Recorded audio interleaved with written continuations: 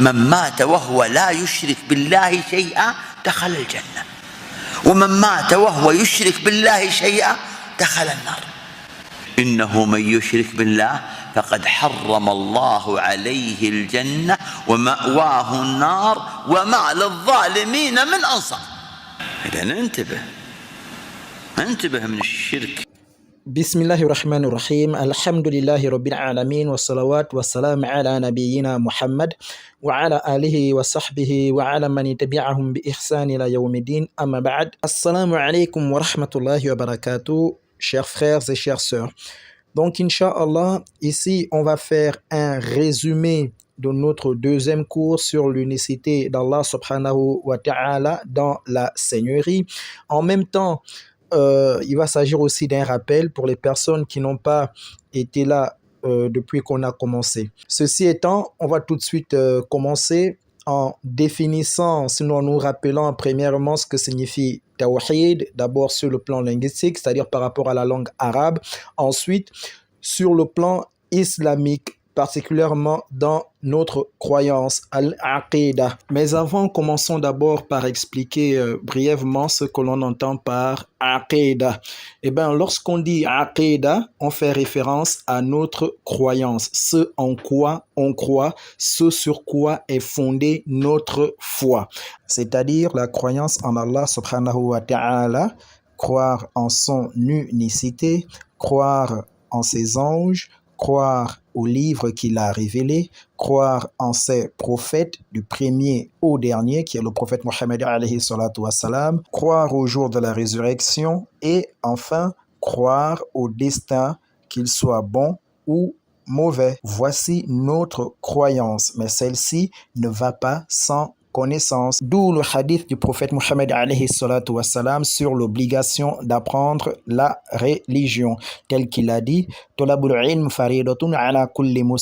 l'apprentissage de la religion est une obligation sur tous les musulmans, ainsi que toutes les musulmanes. Comprenons donc qu'il est important, obligatoire pour nous d'apprendre, de connaître et de protéger notre croyance, laquelle se fonde sur les deux principales sources de notre religion, lesquelles sont Al-Qur'an al-Karim, la parole d'Allah Azza wa Jal, le Coran, et la sunna du prophète Mohammed alayhi salatu wassalam, tout en veillant bien évidemment à comprendre et à pratiquer notre religion comme l'ont comprise et pratiqué les compagnons du prophète, selon l'ordonnance du prophète alaykum bi sunnati wa sunnati khulafa'i rashidin al-mahdiyyin. Le prophète nous recommande donc de nous attacher à sa tradition et à la tradition de ses compagnons pour qui veut réussir dans cette vie et réussir dans l'au-delà. La religion ne va pas sans connaissance. Nous devons impérativement et obligatoirement apprendre notre religion.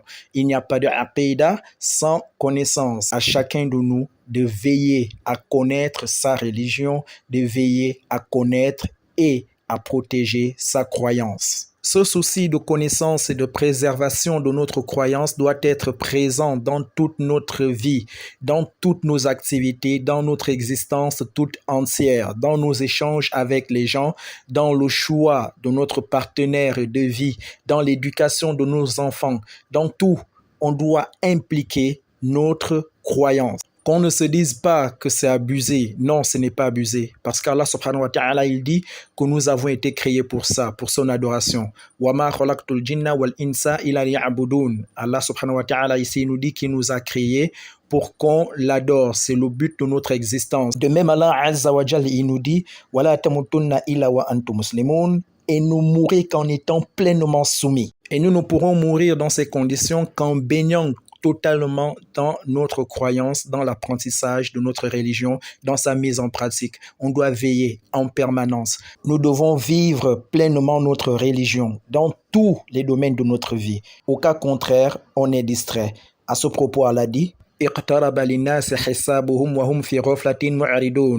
Ici, Allah Azza wa Jal, il nous dit que le jour où nous allons lui rendre des comptes est déjà proche de nous, mais nous, pendant ce temps, nous sommes distraits, dispersés, perdus, voire même égarés pour certains à cause de tous les projets qu'on a, des tas de pensées qu'on a, des activités parfois inutiles que nous avons. Là-dessus, Allah, il dit, Alhaakumu takathur hatta zurtumul maqabir. La course aux richesses nous distrait tellement jusqu'à ce que la mort nous trouve. Eh bien, nous veillons à protéger notre religion, notre croyance, veillons à l'apprendre et veillons à la mettre en pratique et espérons mourir en étant pleinement soumis tel qu'Allah il nous l'a recommandé. Qu'on ne se dise surtout pas que notre religion va nous empêcher de vivre notre jeunesse, de vivre notre vie, d'être libre. Non, pas du tout, bien au contraire. Elle nous permet de bien vivre notre vie et de connaître une bonne fin dans cette vie et dans celle de l'au-delà. Inch'Allah.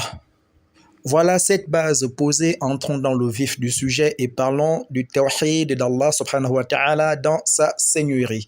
Alors le mot tawhid vient du verbe wahada qui veut dire unifier, le fait de rendre une chose unique, mais dans notre religion le tawhid signifie ifradullah subhanahu wa ta'ala fi rububiyatihi fi uluhiyatihi wa fi asma'ihi wa sifatihi, c'est-à-dire l'unicité d'Allah dans sa seigneurie, dans son adoration ou encore sa divinité et dans ses noms et ses attributs. Il va s'agir ici d'unifier, de reconnaître qu'Allah, il est l'unique Seigneur, l'unique Créateur, l'unique Maître de l'univers, celui qui détient le commandement de l'univers, c'est lui que nous devons adorer, c'est lui qui a les meilleurs noms, c'est lui qui possède les plus grands noms et c'est également lui qui a les meilleurs attributs, les meilleures qualités. Voilà ce que c'est le tawhid dans notre religion, c'est-à-dire l'unicité d'Allah dans notre religion. C'est ça notre monothéisme,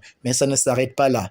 Commençons déjà par la première catégorie du tawhid, c'est-à-dire la première catégorie de l'unicité d'Allah Azza wa Jal, tawhidullah subhanahu wa ta'ala fi rububiyatihi, c'est-à-dire l'unicité d'Allah Azza wa Jal dans la seigneurie. Et dans le Coran, Allah Azza wa Jal, il nous dit Alhamdulillahi Rabbil Alamin. La louange appartient à Allah, louange à Allah, le Seigneur de l'univers. Il nous dit aussi Alhamdulillahi fatiri samawati wal ard. Louange à Allah, créateur des cieux et de la terre. Il dit aussi dans un autre verset Allahu khaliqu kulli shay. Allah est le créateur de toutes choses. Il dit encore Inna rabbakumullahu alladhi khalaqa samawati wal ard. Votre Seigneur, certes, c'est Allah qui a créé les cieux et la terre. Tous les versets qu'on vient de citer, il y en a plusieurs dans le Coran, portent sur un aspect, une partie de l'unicité d'Allah Azza wa Jal dans la seigneurie, c'est-à-dire son unicité dans la création, à savoir qu'il n'y a pas d'autre créateur qu'Allah Azza wa Jal. Il est l'unique créateur. Ça, c'est la première partie de l'unicité d'Allah subhanahu wa ta'ala dans sa seigneurie. Il y en a trois. La deuxième, c'est la royauté. Cette première partie de l'unicité d'Allah subhanahu wa ta'ala dans la seigneurie consiste à témoigner, à croire de manière ferme qu'en effet, il n'y a pas un autre créateur en dehors d'Allah subhanahu wa ta'ala, que Allah, il est le commencement de toutes choses. C'est lui qui donne vie à tout et c'est lui qui donne la mort à tout. C'est lui qui a tout créé, c'est lui qui a donné à chaque chose, sinon à chacune de ses créatures, la forme de vie qu'elle a, la forme d'existence qu'elle a. Si par exemple, nous les humains, nous avons deux jambes, deux bras, une tête, un cœur qui bat à l'intérieur et tout ce qui constitue notre nature en tant qu'être humain, c'est Allah subhanahu wa ta'ala qui en est à l'origine. Et là, on est dans l'unicité d'Allah subhanahu wa ta'ala dans la seigneurie. Première partie de cette unicité-là, l'unicité dans la création. Il n'y a pas de créateur en dehors d'Allah subhanahu wa ta'ala, y compris tout ce que les humains nous inventons. Cette connaissance nous vient d'Allah subhanahu wa ta'ala, tel qu'il le dit Iqra bismi rabbika alladhi khalaqa khalaqal insana min 'alaqa Iqra wa rabbukal akram alladhi 'allama bil qalam 'allama al insana ma lam ya'lam. Alors ici Allah Azza wa Jal il nous dit Iqra bismi rabbika alladhi khalaqa, lis au nom de ton Seigneur qui a créé. Khalaqal insana min 'alaqa, qui a créé l'être humain à partir d'une adhérence. Iqra wa rabbukal akram, lis car la bonté de ton Seigneur est inestimable, elle est infinie. incommensurable, on ne peut pas la mesurer. Alladhi allama bil qalam, celui qui a enseigné, qui a transmis, qui a donné la connaissance à travers la plume. Il en a fait un instrument du savoir, de la connaissance. Allama al-insana ma lam ya'lam. Il a enseigné à l'être humain ce qu'il ignorait auparavant. Tout ce que nous connaissons nous vient d'Allah subhanahu wa ta'ala, que ce soit des connaissances religieuses ou des connaissances non religieuses. Tout nous vient d'Allah Azza wa Jal. C'est lui qui nous permet de connaître ces choses-là et c'est lui qui nous transmet cette connaissance-là parce que de même qu'il nous a créés, de même il nous permet d'être en vie, de même il va nous donner la mort au moment venu selon le temps qu'il a fixé à chacun de nous. De même, c'est lui qui nous permet de grandir, de vivre, de marcher, de courir, de nous asseoir, de dormir, de nous réveiller. C'est de la même façon qu'il nous permet de connaître le monde dans lequel nous vivons. De la même façon, c'est lui qui nous permet de connaître son unicité, de connaître son adoration, de connaître qui nous sommes. Voici ce en quoi doit reposer notre croyance en l'unicité d'Allah subhanahu wa ta'ala dans la Seigneurie. Deuxième partie, il s'agit de l'unicité d'Allah subhanahu wa ta'ala dans la royauté. Allah Azza wa Jalla nous dit Tabarakalladhi biyadihi al-mulk wa huwa ala kulli shay'in qadir. Tabarakalladhi biyadihi al-mulk. Béni soit celui qui détient la royauté suprême dans ses mains. Wa huwa ala kulli shay'in qadir. Outre le fait de détenir dans ses mains la royauté, c'est également lui qui décide de tout. Il est tout-puissant, il est omnipotent. Allah subhanahu wa ta'ala nous dit encore قل اللهم ملك الملك تؤتي الملك من تشاء وتنزع الملك من تشاء وتعز من تشاء وتذل من تشاء بيدك الخير إنك على كل شيء قدير. Qu'est-ce qu'Allah subhanahu wa ta'ala nous dit ici? قل اللهم ملك الملك تؤتي الملك من تشاء. Ô mon Seigneur, souverain suprême, tu donnes le pouvoir, tu donnes la royauté à qui tu veux. Et tu reprends le pouvoir, et tu enlèves le pouvoir, et tu arraches le pouvoir à qui tu veux. C'est-à-dire que c'est Allah subhanahu wa ta'ala qui élève, c'est lui qui donne le pouvoir à qui bon lui semble. C'est lui qui donne la royauté à qui bon lui semble. Et pareillement, il l'arrache à qui il veut. Ça lui appartient. Tel qu'on a dit, Tabarakalladhi biyadihil mulk. Béni soit celui à qui appartient la royauté. Béni soit celui qui détient dans ses mains la royauté. C'est Allah subhanahu wa ta'ala. Wa tu'izzu man tasha'u wa tudhillu man tasha'. Tu donnes le pouvoir à qui tu veux et tu abaisses, tu humilies qui tu veux. Tel qu'Allah subhanahu wa ta'ala le dit aussi dans une autre sourate, il dit quoi? Man kana yuridu al-'izza falillahi al-'izzatu jami'a. Celui qui veut la puissance, celui qui veut le pouvoir, qui le recherche auprès d'Allah Azza wa Jal, parce que c'est à lui qu'appartient le pouvoir absolu, c'est à lui la puissance absolue, c'est à lui la royauté absolue. Tout ce que l'on veut, qu'on lève tout simplement les mains vers celui à qui ça appartient.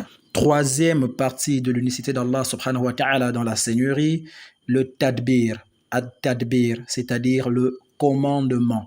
Et à ce propos, Allah Azza wa Jal nous dit « Qul من يرزقكم من السماء والأرض أمن يملك السمع والأبصار ومن يخرج الحي من الميت ويخرج الميت من الحي ومن يدبر الأمر فسيقولون الله فقل أفلا تتقون. Avant d'apporter quelques explications de ce verset, abordons d'abord la question du tadbir, à savoir ce qu'est le tadbir dans l'unicité d'Allah Azza wa Jal. Le mot tadbir, que nous pouvons littéralement traduire par commandement, signifie ici que c'est Allah subhanahu wa ta'ala qui détient la gouvernance, le commandement du monde, et ce, sans aucun associé. Yudabbir al-amr, il gouverne le monde, il commande tout ce qu'il se passe.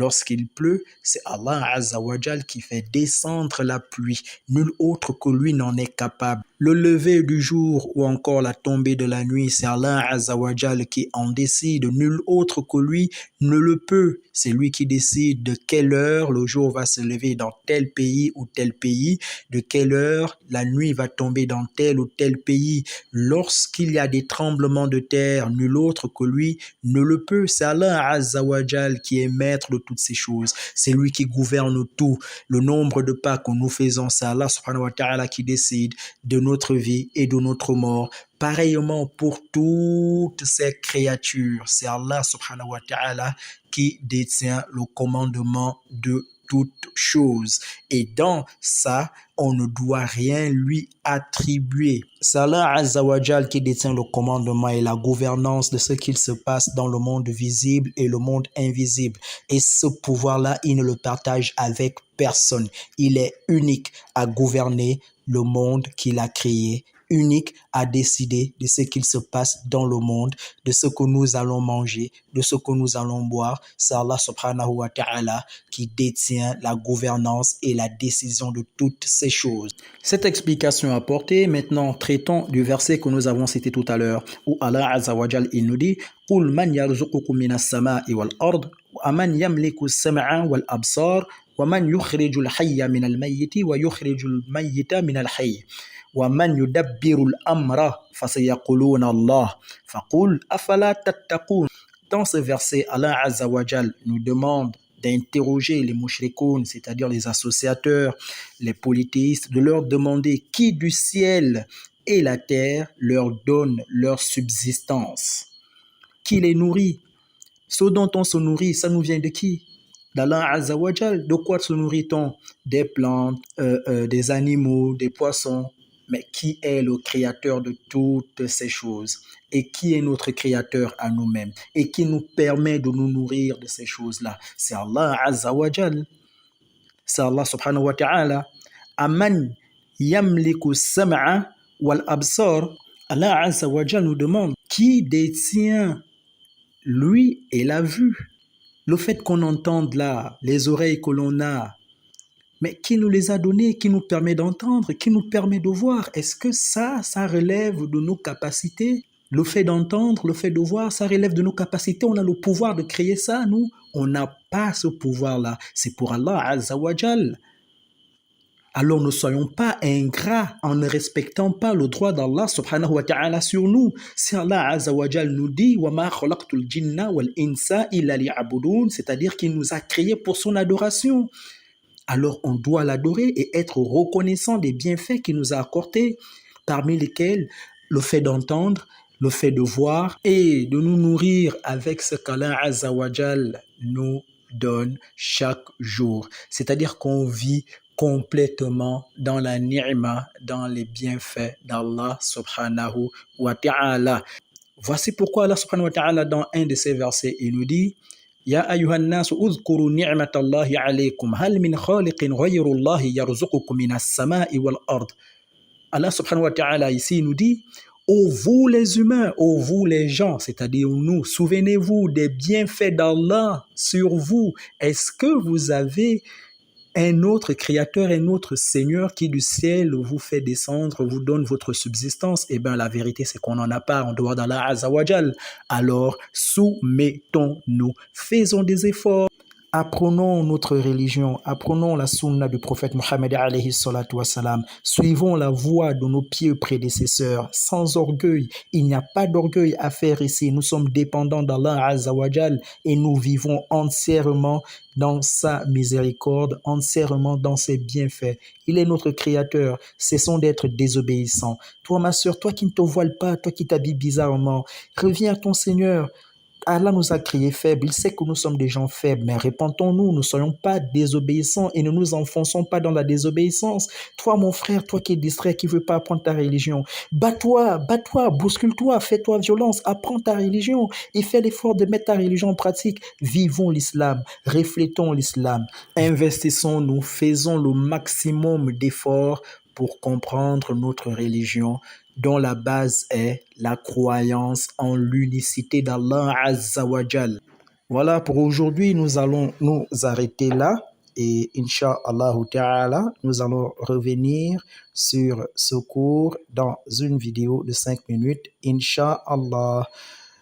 Ceci dit, veuillez m'excuser pour les erreurs que j'ai eu à faire et surtout n'oubliez pas, si vous en constatez, faites-moi signe à travers nos différents contacts. Barakallahu fikum, subhanaka Allahumma bihamdik wa ashhadu an la ilaha illa ant, nastaghfiruka wa natubu ilayk, wassalamu alaikum wa rahmatullahi wa barakatuh.